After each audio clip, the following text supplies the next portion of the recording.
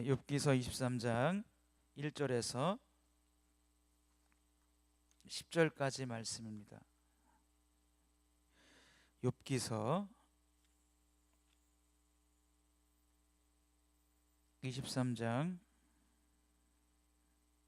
1절에서 10절까지 말씀, 우리 한 절씩 교독하시고 마지막 절은 같이 읽도록 하겠습니다. 욥기서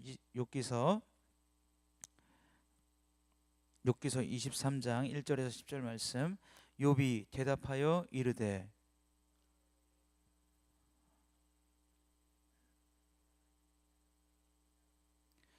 내가 어찌하면 하나님을 발견하고 그의 처소에 나아가랴.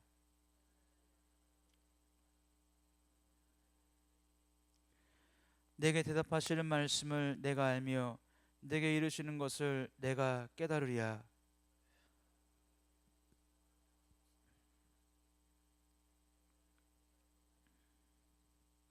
거기서는 정직한 자가 그와 변론할 수 있은즉 내가 심판자에게서 영원히 벗어나리라.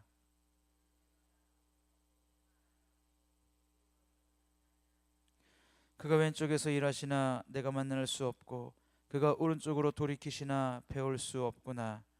그러나 내가 가는 길을 그가 아시나니 그가 나를 단련하신 후에는 내가 숨금같이 되어 나오리라. 아멘. 우리 옆분 뒷분 같이 한번 인사하겠습니다. 주님의 이름으로 사랑하고 축복합니다. 우리 한 번 더 인사하겠습니다. 오늘 밤에 잘 오셨습니다. 오늘 밤에 잘 오셨습니다. 이 본문 말씀 가지고 말씀을 좀 나누고 같이 은혜를 나누고 또 기도하는 시간을 갖도록 하겠습니다. 여러분, 욥기서에 나타난 욥, 고난을 많이 당했죠. 정말 고난을 많이 당했습니다. 그런데 예전에는 이 욥기서를 보면서 욥기서의 주제가 뭐냐? 그래서 주제를 찾아보니까 우리가 고난당할 때 인내해야 한다. 또 고통당할 때 하나님 의지하고 욥처럼 견뎌야 한다. 뭐 그런 얘기를 들었어요. 근데 우리가 이 욥기서를 여러분이 가만히 보면 욥이 고통을 잘 견뎠나요? 하나님 원망하지 않았나요? 욥은 하나님 원망하지 않았다 생각하시는 분들 한번 손 들어 보세요. 욥은 하나님 원망하지 않았다. 하나, 둘, 욥은 하나님 원망했다. 하나, 둘, 셋. 그러면 안 되신 분은 뭐예요? 원망도 했고 원망하지도 않았다? 그거 원망한 거잖아요. 자, 욥기서를 가만히 보면 욥이 하나님을 원망했을까요? 안 했을까요? 원망했습니다. 그죠? 욥도 하나님을 원망했어요. 욥이 이제 한 1, 2, 3장까지는 잘 버텼어요. 그죠? 이 고난을 당하고 또 자기 사업이 다 망하고 오늘날로 말하면 자식이 다 죽고 자기 몸에는 심한 이 병에 걸려서, 그래서 어떤 학자들은 이 병이 피부암이 아니겠느냐 뭐 그렇게 얘기도 해요. 어쨌든 성경을 보니까 욥이 기왓장으로 긁을 정도니까 굉장히 지금 뭐 쉽게 말하면 쫄딱 망한 거예요. 그런 상황인데, 그렇게 망한 상황인데 욥이 이제 견뎠지요. 어쨌든 견뎠어요. 옷도 탁 찢으면서 주신 자도 여호와시요 취하신 자도 여호와시오니 여호와의 이름이 뭘 받을지로다? 찬송을 받으실지로다. 딱 하면서 했어요. 그랬더니 욥의 아내가 딱 왔죠. 욥의 아내가 딱 와가지고 뭐라 그랬어요? 여보, 너무 고생이 많아. 우리 같이 기도합시다. 당신은 아파서 기도하러 못 가니까 내가 산기도 40이라고 올게. 어차피 당신 음식도 잘 못 먹잖아. 내가 기도하고 올 테니까 우리 힘냅시다. 하나님의 분명 뜻이 있을 거예요. 그렇게 했나요? 그럼 뭐라 그랬어요? 아직도 하나님을 향해서 당신의 믿음의 순전을 지키느냐? 차라리 하나님을 저주하고 하나님을 욕하고 그 다음 뭐라 그랬어요? 죽으라 그랬어요. 우리나라 말로 고급스럽게 하나님을 향해서 순전을 지키십니까? 차라리 하나님을 욕하고 죽으세요. 이랬을까요? 아내가? 그렇게 했을까요? 성경에서 좀 좋게 나왔잖아요. 실제는 어떻게 돼요? 어떻게 했어요? 이 양반아, 그래, 이 양반아, 아직도 하나님 믿어? 당신? 우리 집 꼴을 봐. 당신 꼴을 보라고. 나가 죽어. 나가 죽어. 이게 사실적인 거 아니에요, 솔직히?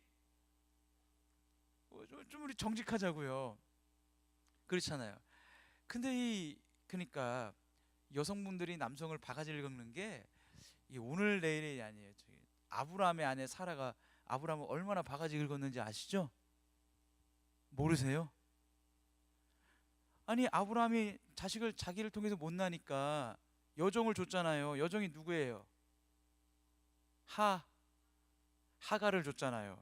하갈이 이제 그러면은 아브라함이 정말 믿음의 사람이고 그러면 신앙이 원숙한 사람이면 사라가 여보, 나를 통해서는 아기를 낳을 수가 없어. 그러니 이 여종 하갈을 통해서 아기를 낳도록 해요, 여보. 그럼 아브라함이 뭐라 그래야 돼요? 원래는 뭐라 그래야 돼요? 여보, 무슨 말을 그렇게 하냐고. 하나님이 당신을 통해서 후사를 주겠다고 약속했어. 왜 믿음이 없냐고. 기도합시다, 여보. 무릎 꿇으세요. 우리 손잡고 기도합시다. 주여, 사라의 믿음 없음을 용서해 주옵소서. 아브라함이 그렇게 했나요?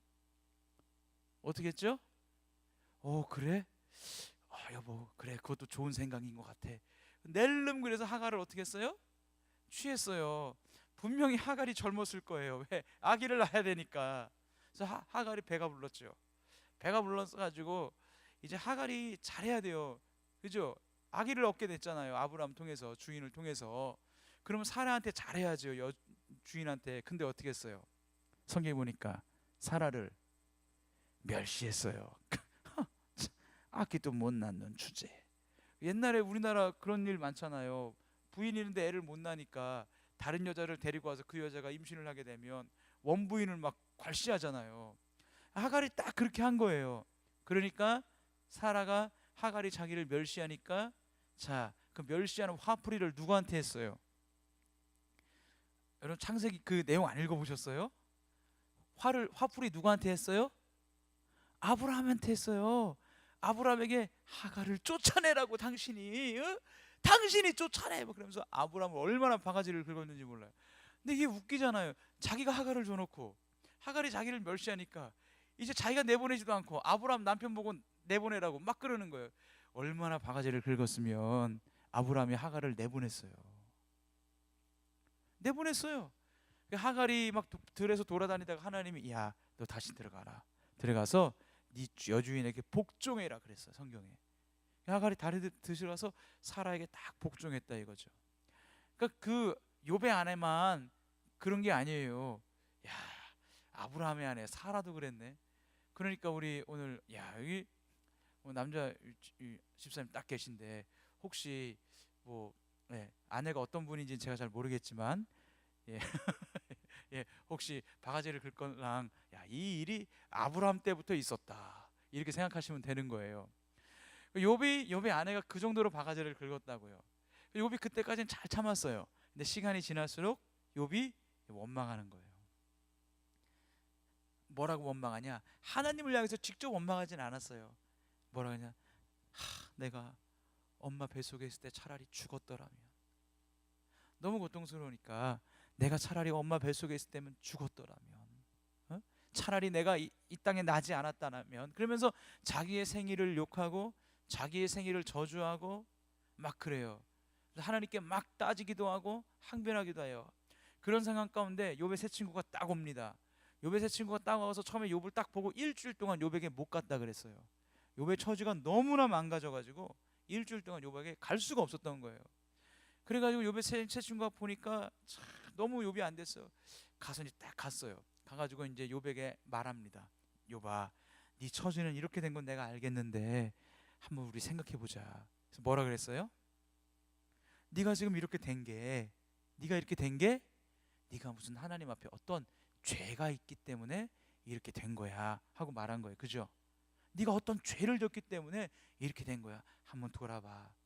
그 돌아보고 그 죄를 발견하고 회개하자. 그랬더니 욥이 하는 말이, 친구요, 나는 하나님 앞에서 내가 이렇게까지 고통을 당하고 사업이 망하고 자녀들 다 잃고 내 몸에 이런 병이 들 만큼 그 정도까지 내가 하나님 앞에 잘못하진 않았어.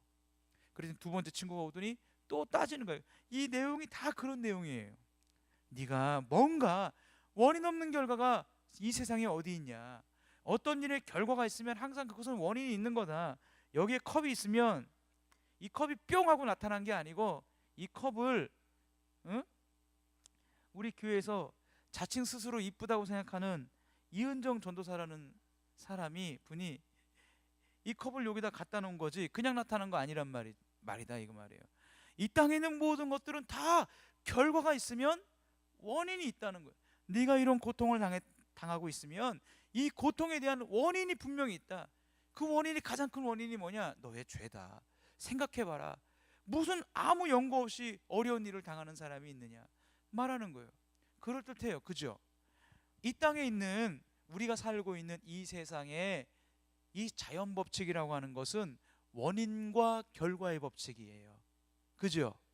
원인과 결과의 법칙. 자연 법칙은 원인과 결과 법칙이에요. 내가 씨를 심는 원인, 씨를 심었다는 것을 하면 그 씨 속에서 싹이 나는 거예요. 작은 결과가 피는 거예요. 그죠? 예를 들어서, 자, 우리 아내가 저한테 두부를 사라고 예를 들어서 5만 원을 줬단 말이에요. 두부를 가서 마트에 가서 두부를 샀어요. 두부를 딱 사가지고 10,000원어치를 딱 샀습니다. 계산을 하고 4만 원을 내가 주머니에 넣었어요. 그리고 집에 와서 여보 두부 사왔어 하고 두부를 딱 꺼내놨어요. 그래 우리 아내가 거스름 돈 주세요. 그래가지고 주머니에 딱 넣어보니까 돈이 없어요. 그 생각을 해보는 거예요. 내가 분명히 두부값을 내고 두부를 샀고 4만 원을 거실로 받아서 주머니에 분명히 넣고 그 다음에 내가 어떻게 한 일이 없는데 도대체 이 4만 원이 어디 갔을까? 한번 쭉 돌아서 가봤어요. 그래도 없어요. 그러면 생각하는 거예요. 자, 지금 4만 원이 없어진 결과는 있어요. 그죠? 4만 원이 없어졌다라는 결과는 있는데 4만 원이 없어진 원인을 제가 알아요? 몰라요? 몰라요. 자, 인간은 여기서부터 어려워지는 거예요. 인간은 이 땅의 자연법칙이라는 틀 안에서 하나님이 우리를 살도록, 우리 육신 가진 인간을 살도록 만들어 주셨기에, 그런 인간은 어떤 결과가 있는데 그 결과에 대해서 내가 그 원인을 모를 때 인간은 거기서 어려워지고 고통스럽고 힘든 거예요. 자, 욥의 세 친구는 네가 이런 결과를 당한 것은 너에게 어떤 원인이 있는데 그것이 죄라고 하는 것을 욥의 세 친구가 일관적으로 얘기를 하는 거고, 욥은 내가 이런 결과를 얻을 만한 원인을 내가 제공한 일이 없다라고 주장하는 거예요. 그 변론이 계속되는 거예요. 욥이 그걸 모르니까 너무나 고통스러운 거예요. 그죠? 너무나 어렵다 이거예요. 여러분, 그래서 인간은요, 이게 단지 두부를 사고 없어진 4만 원이니까 시간 지나면 넘어갈 수 있는데, 자, 그게 4만 원이 아니고 내 인생의 어떤 큰 일이에요. 내 인생의 어떤 큰 문제예요. 이 큰 일, 큰 문제를 볼 때 내가 이런 큰 일, 큰 문제를 당할 만한 그런 행동을 나는 하지 않았어요. 근데 그 일이 내게 왔고 지금 내가 그 일을 당하고 있는데 이게 이해가 안 되는 거예요. 왜 나에게까지 이런 일이 있는지 납득이 안 되는 거예요. 그럼 납득이 안 되는 시간이 흘러가면 그 납득이 안 되는 그 생각이 커져요. 무엇으로 커지냐면 하나님에 대한 의심으로 커지는 거예요.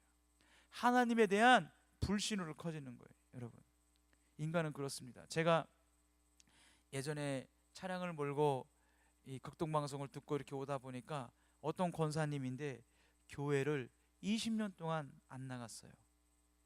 20년 동안 안 나간 이유가 뭐냐? 20년 동안 안 나간 이유가 뭐냐? 남편이 병으로 죽었는데, 예수 믿는 남편이 죽었어요. 근데 이제 아들하고 자기하고 열심히 살아보려고 하고 신앙생활도 열심히 했는데 아들도 교통사고로 죽은 거예요. 그러니까 이게, 자, 남편이 죽었다는 결과는 있고 아들이 죽었다는 결과는 있는데, 그렇다면 과연 우리 남편과 우리 아들이 이렇게까지 죽어야 되는 이유가 뭐냐? 하나님이 살아계시고 하나님이 역사하시면 그 교통사고의 현장에서 하나님이 구원해 내실 수 있고 비껴가게 하실 수 있는 그 하나님이 왜 우리 아들을 지켜주지 않았고, 내 남편 데리간 것까지는 내가 이해는 하는데 우리 아들을 지켜주지 않았고 왜 그렇게 교통사고 나도록 하나님이 왜 안 막아주셨냐 이거예요. 이게 이해가 안 되는 거예요. 그러니까 하나님이 살아계심에 대한 그 의구심까지 들면서 나는 교회를 못 가겠다, 시험에 들어서. 그래서 그 교회를 안 간 시간이 20년입니다. 20년이에요. 제가 요 며칠 사이에 새벽 예배를 인도하는데 어떤 한 분이 상담을 요청을 하시더라고요. 상담을 하시는데 이제 그날 말씀 본문이 그 예레미야 애가 5장인데, 예레미야 선지자가 보니까 예루살렘과 유대인들의 그 죄로 말미암아서 하나님이 심판하시는데, 예레미야 1장에서부터 5장을 쭉 보게 되면 자녀들이 그렇게 고통을 당해요.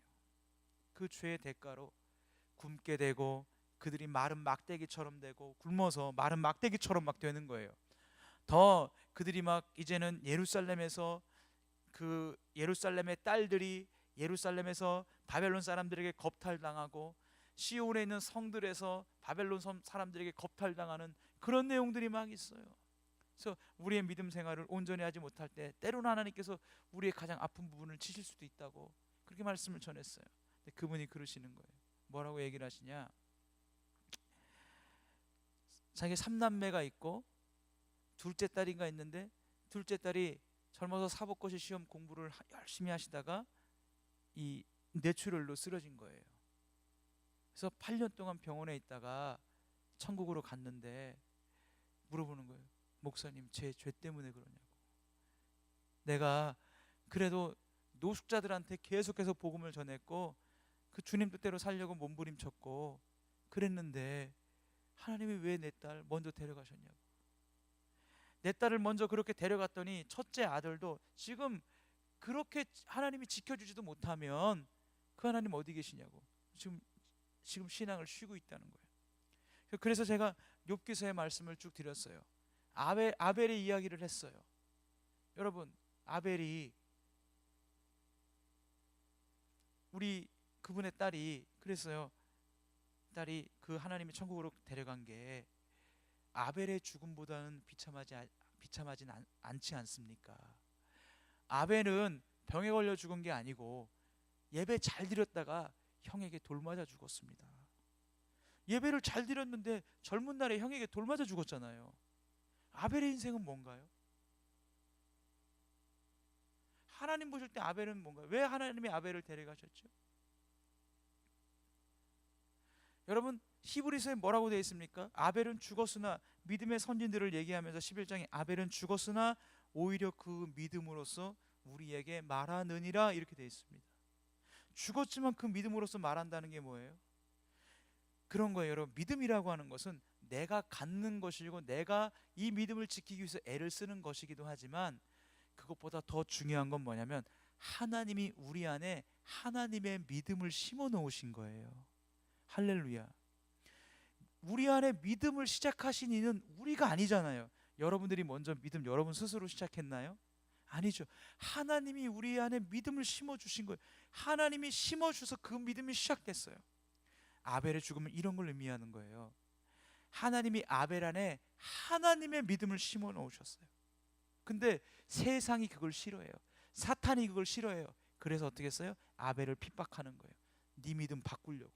하나님이 심어놓은 그 하나님의 믿음을 바꿔보려고, 그 믿음을 깨뜨려 보려고, 그 믿음을 바꿔서 아벨로 하여금 믿음 없는 자가 되게 만들려고 세상이 가인을 통해서 아벨을 죽이는 데까지 그 믿음을 빼앗아 보려고 했는데 성경이 말하는 거예요. 뭐냐? 세상이 죽이려고 빼앗아 보려고 했던 그 믿음 하나님이 지키고 있기 때문에 실패했다 이거예요. 세상이 실패했다 이거예요. 세상은 죽이면서까지 아벨 안에 있는 하나님의 믿음을 가져가 보려고 했는데 세상이 가져가지 못하더라 이거예요. 죽이면서까지 핍박했는데 세상이 그 믿음을 바꾸지 못하더라 이거예요. 할렐루야. 그 믿음으로써 우리에게 말하느니라예요. 여러분, 이 욥기서는요 시간이 지나면서 밝혀진 거예요. 아, 욥처럼 우리가 인내하자, 욥처럼 참자, 고통 가운데서도 이 악물고 참아내자, 이런 교훈도 분명히 있습니다. 더 큰 교훈이 있는 거예요. 어떤 교훈이 있어요? 자, 욥이 당하는 그 어려움, 욥이 당하는 그 고난, 이 땅에는 모든 것들이 원인과 결과의 법칙이라 그랬잖아요. 근데 욥의 고난은 이 땅에 있는 원인과 결과의 법칙이 아니에요. 그죠? 욥이 고난 당하는 이유가 뭐죠? 욥이 이런 어려움 당한 이유가 뭐예요? 이 땅에 있는 것 때문에 지금 욥이 고난 당하는 게 아니에요. 저 천상에서 하나님이 욥을 보니까 욥이 신앙생활을 너무 잘해, 너무 나를 잘 믿고 순수하고 신실하게 너무 잘 섬겨. 그러니까 어느 날 사탄이 딱 왔죠. 네가 어디 갔다 왔냐? 온 세상을 두루다니다 왔나이다. 하나님이 내 종 욥을 유의하여 보았느냐? 욥이 얼마나 나를 잘 섬기고 신실하게 믿음 생활하는지 모른다. 그랬더니 사탄이 뭐라 그래요? 아니요, 하나님이 모든 것들을 보호하고 지키고 있으니까 욥이 이렇게 신앙생활 잘하죠, 욥이 이렇게 신앙생활 열심히 하죠, 얘기했잖아요. 그러니까 사탄이 그러면서 하나님이 아니야, 욥이 어렵고 힘들어도 욥은 그 믿음 변치 않아, 달라지지 않아. 아니요, 하나님이 다 가져가 보십시오. 욥이 단번에 변하여 하나님을 욕할걸요. 그러니까 하나님 뭐라 그랬어요? 그래? 그럼 욥의 생명만 건드리지 말고 네가 해봐. 그래서 사탄이 내려가서 욥의 사업을 망가뜨린 거고, 욥의 자녀를 다 데려간 거고, 욥의 몸에 생명만 남겨놓고 고통스럽게 만든 거예요. 욥이 당하는 지금 그 고난의 원인과 결과는 이 땅에 있는 게 아니라고요. 이 땅에서 찾아낼 수 있는 게 아니라고요. 그죠? 그러면 욥 입장에서는 내가 이렇게 고난당하고 어려움 당하고 친구들까지 와가지고 나에게 그렇게 네 죄 때문이라고 얘기하고, 심지어는 아내까지 하나님을 욕하고 죽으라고까지 얘기하고 있어요. 이 내가 이렇게 고난당하는 원인을 찾고 싶어요. 알고 싶어요. 근데 그 고난당하는 원인과 이유가 이 땅에 있지 않다고요. 어디에 있어요? 그 원인과 결과가 하나님에게 있어요. 그럼 무엇을 보여주느냐? 하나님은 우리의 원인과 결과에 매여 계시는 하나님이 아니라는 거예요. 하나님은 우리가 생각하는, 우리가 이해하지 못하는 그 틀, 이 자연법칙이라는, 내게 왜 이런 일이 왔습니까 하나님? 이라고 하나님 앞에 원망하고 따질 때 그 원인과 결과가, 그 이유가 이 땅에 있는 것으로 우리가 알 수 있는 게 아니라고요. 그러니까 하나님은 어떤 분이에요? 그걸 뛰어넘어 계신 하나님이에요. 내 생각을 뛰어넘어 계신 하나님. 그죠? 욥의 생각을 뛰어넘어 계신 하나님. 네? 여러분, 잠언서는 철저하게, 욥기서 다음에 좀 지나면 잠언서잖아요. 잠언서는 철저하게 원인과 결과 안에서 역사하시는 하나님을 보여줘요. 그죠? 네가 우매한 자와 다투지 말라. 네가 화를 도리어 당할까 하노라. 잠언서에 뭐라고 되어 있어요? 좀도 자자, 좀도 졸자, 좀도 눕자 하면 네 빈궁이 강도같이 오고 네 곰핍이 군사같이 이르리라. 그런 말씀 있잖아요. 그게 무슨 말이에요? 게으르면 가난해진다 이거예요. 네. 잠언서에 보면 심지어는 이런 말씀까지 있어요. 자, 타인을 위하여 너는 보증을 서지 말라. 여기 잠언서에 있는 말씀, 옛날에 타인을 위해서 보증을 서지 말라 그랬어요. 맞아요, 틀려요? 맞는 거예요. 잠언서는요 철저하게 이 자연법칙 안에서 역사하시는 하나님을 나타내고 있다고요. 네가 부자가 되고 싶느냐? 잠언서는요 부자가 되고 싶으면요 열심히 기도하라고 안 나와 있어요. 뭐라고 돼 있어요? 개미에게 가서 배우래요. 네. 잠언서에는요 이러면 경우에 합당한 말은 아로새긴 은쟁반의 금사가니라. 말을 그렇게 적절하게 합당하게 하는 게 참 좋다, 이거 귀하다 이거예요. 거기에 은혜가 있고 역사가 있다는 거예요. 그러니까 잠언서는 철저하게 하나님은 자연법칙 안에서 일하시는 하나님을 보여줘요. 근데 여러분, 욥기서는 그게 아니에요. 하나님이 누구냐? 자연법칙 안에만 매여 계신 하나님이 아니라는 거예요. 우리의 생각 안에 갇혀 계신 하나님이 아니라는 거예요. 내가 지금 당하는 어려움, 고난, 문제, 납득할 수 없는 나의 그 모든 현실과 상황 가운데 거기서 하나님 왜 그러십니까? 물어본다고 해서 하나님이 다 대답해 주는 거 아니에요. 왜? 우리의 생각과 우리의 그 모든 것들을 뛰어넘어 계신 하나님, 할렐루야. 그걸 뛰어넘어 계신 하나님이라는 거예요. 욥기서는 그걸 보여줘요. 너의 생각과 그걸 뛰어넘어 계신 하나님이기 때문에 너는 그 하나님을 인정하라 이거예요. 그 하나님을 신뢰하라 이거예요.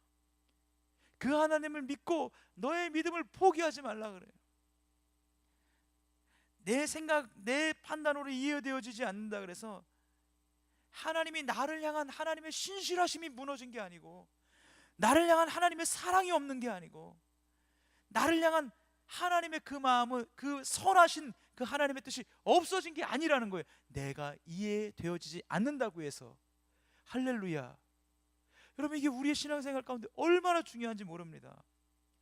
얼마나 중요한지 몰라요.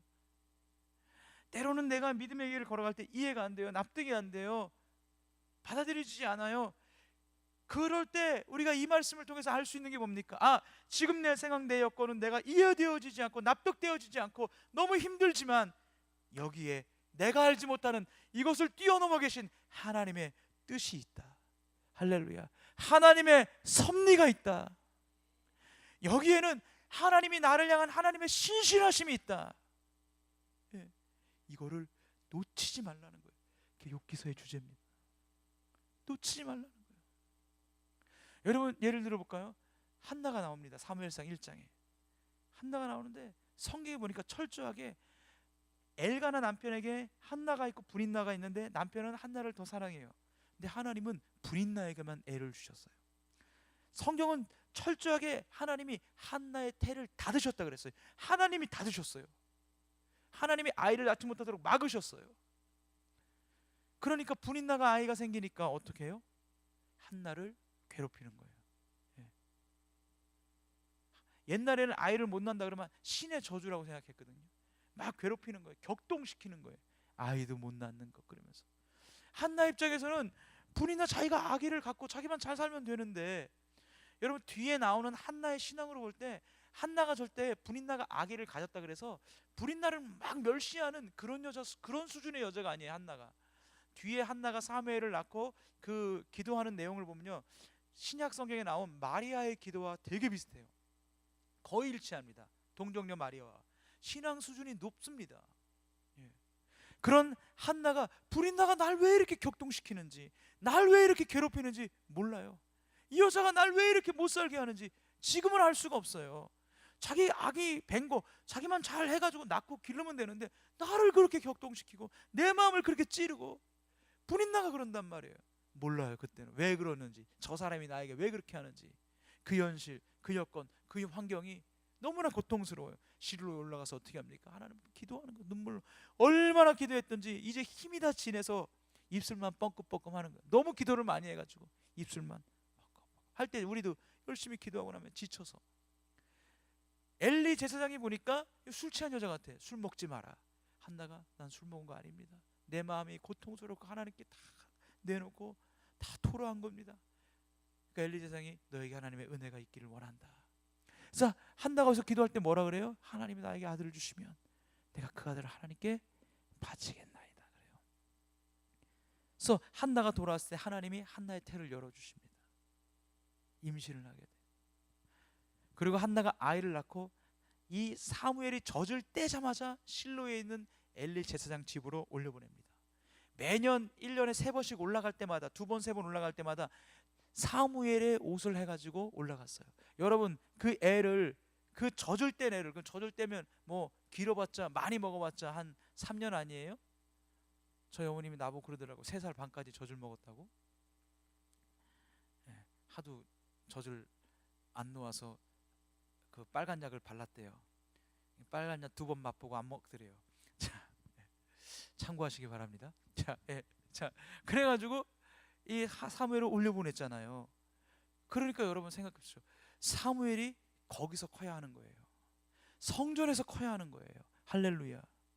성전에서 커서 하나님의 음성을 듣고, 하나님은 한나가 사무엘을 갖기도 전에 사무엘을 이스라엘의 마지막 사사로, 다윗 왕에게 기름 붓는 하나님의 선지자로 세울 것을 하나님은 작정했고, 그 사무엘을 통해서 많은 이스라엘 백성의 그 잘못된 마음을 하나님께로 돌이키는 그 역할을 하는 사람으로 하나님이 세우는 사람으로 쓸 것을 한나가 임신하기 전에도 하나님은 계획하셨어요. 할렐루야.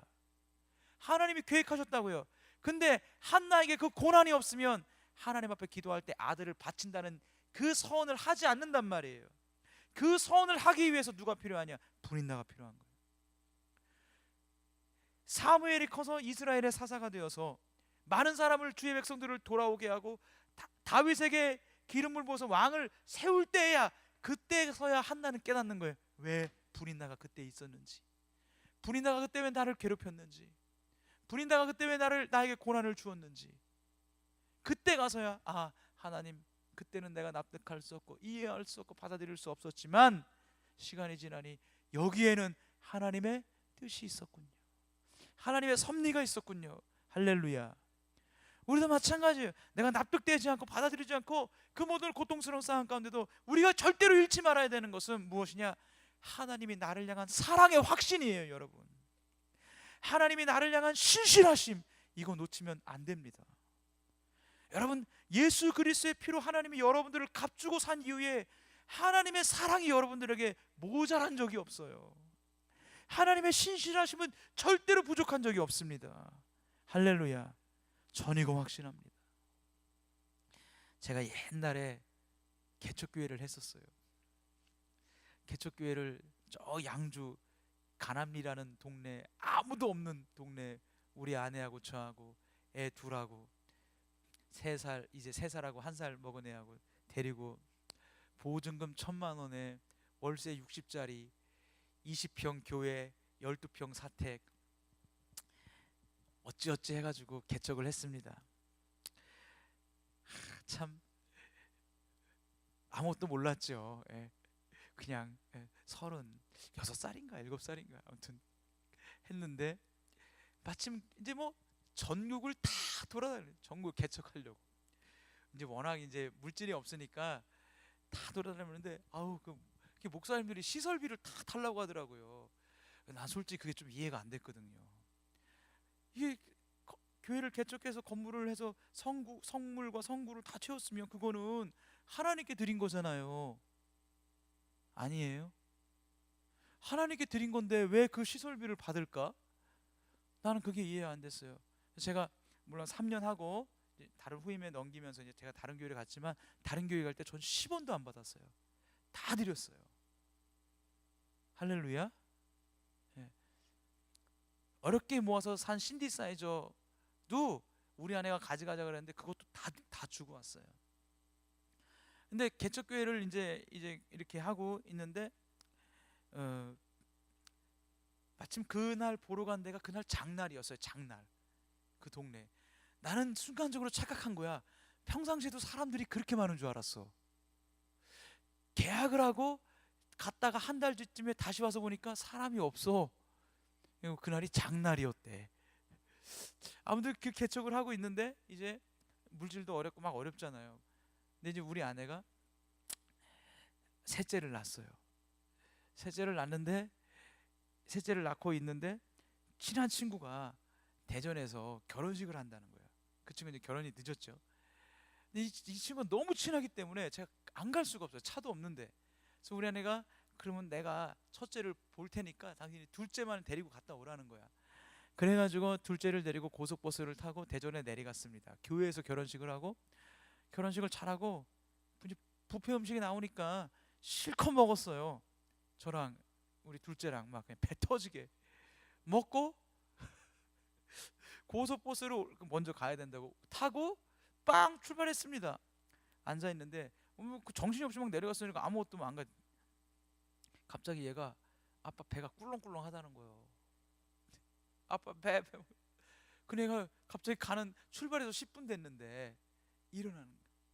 그러더니 하더니 훅 하더니 다 나오기 시작하는데, 여러분 아시죠? 들어갈 땐 작아도 나올 때는 좀 이렇게 많이 퍼져서 나오잖아요. 한없이 나오는 거 얼마나 먹었는지. 야 진짜 이것도, 야 아무튼 근데 으악 한데 다 통하고 앞에 사람 통하고 진짜 난장판이다. 그런데 거기서 이게 별로 아무것도 아닌데 개척교회에서 힘들지. 또 저희 아내가 입덧의 여왕이거든요. 야, 진짜 애기 낳으러 가는 날까지, 애기 낳으러 마지막 가는 날에 그래 새벽 예배 갔다 오자, 새벽 예배 갔다 오다 하수구에 피토하는 여자는 야 진짜 결혼하고 3개월이 입덧 애를 가지고 3개월이 딱 되는데 몸무게가 한 8kg 9kg가 빠진 거예요. 아무것도 못 먹어서. 야, 아무튼 막 그래서 그러니까 그것도 힘들었지. 개척교회는 개척교회대로 힘들지. 뭐 여러 가지 상황이 그렇지. 그 시골에서 개척교회 하면서 내 마음속에 나는 어디인가, 나는 누구인가, 여긴 어디인가 이런 생각이 들지. 막 내 모습이 거기 오는 길에 애는 막 다 토해가지고 막 그렇지. 마음이 탁 낙심이 되는 거야. 마음이 탁 낙심이 되는 거야. 치울 생각도 안 하고 자리에 앉아가지고 마음이 팍 낙심이 팍 되는데, 근데 그때 거기서 하나님이 제게 말씀하시더라고요. 제 마음에 하나님이 말씀을 탁 하시는데 하나님이 이렇게 말씀하셨어요. 항구야 항구야. 그러더니 내가 이제 앉아가지고 네. 그랬더니 하나님 뭐라고 하시죠? 이렇게 하셨어요. 나는 네가 어떤 조건, 어떤 환경, 어떤 여건, 어떤 처지에 있다 할지라도 너를 향한 나의 사랑은 모자란 적이 없다. 너를 향한 나의 사랑은 모자란 적이 없다 그러시더라고요. 너를 향한 나의 신실함은 변한 적이 없다. 너를 향한 나의 계획은 달라진 적이 없다. 정말 하나님께서 내 마음속에 그 은혜를 주시는 거예요. 그리고 그게 확실히 내가 토했는데 기쁨이 넘쳐요. 그래서 뭐 주변 사람들이 뭐 휴지도 빌려주고 그래서 다 치우고 왔습니다. 물론 집에 와서 이제 둘째가 집에 와서 한 번 더 토했지만 이불에. 예. 근데 여러분 철저하게 어떤 면에서 욕기서는 그걸 보여주고 있는 거예요. 여러분, 네가 이렇게 고난당하고 어려워서 생일을 저주하고 생일을 원망하고 하나님 내가 왜 이렇게까지 내가 고통당해야 됩니까? 라고 하죠. 하나님 말하는 거예요. 요봐, 너를 향한 나의 신실함은 변한 적이 없어. 네가 지금 그 상황 그 여건에서 네가 납득이 안 되고 받아들이지 않고 네 생각에도 이해가 되지 않는지 알지라도 너를 향한 나의 신실함은 모자란 적이 없다. 그러니 뭐예요? 우린 그 하나님의 신실하심을 붙잡는 거예요. 할렐루야. 여러분, 이 신앙이 얼마나 귀한지 모릅니다. 얼마나 아름다운 신앙인지 몰라요. 여러분, 예. 이 밤에 오신 여러분들, 정말로 여러분들을 하나님의 예수 그리스도의 피값으로 구원해내신 이후에는 하나님이 여러분들을 향한 사랑은 모자라지 않아요. 절대로 모자라지 않아요. 여러분들을 향한 하나님의 신실함은 달라진 적 없어요. 결코 달라진 적 없어요. 우리 하나님 그렇게 째째한 분 아니에요. 하나님의 섭리가 있습니다. 하나님의 뜻이 있습니다. 지금 내가 이해되어지지 않고 심지어는 내가 이 땅에 살면서 이해되어지지 않는다 한다면 천국에서는 다 이해되어지는 거예요. 하나님이 알려주시는 거예요. 분명히 그 때가 있습니다. 하나님 그런 하나님, 절대로 우리 하나님 우리를 향해서 악한 마음 갖고 계신 하나님이 아니에요. 우리를 향한 언제나 하나님의 마음은 선하신 마음입니다. 할렐루야. 그 하나님 확신하시고 믿음의 길을 기쁨으로, 즐거움으로, 담대함으로 여러분 걸어가시기를 바랍니다. 기도하겠습니다. 우리 주가 보이신 생명의 길, 우리 같이 한번 찬양하고 우리 같이 한번 같이 기도하겠습니다.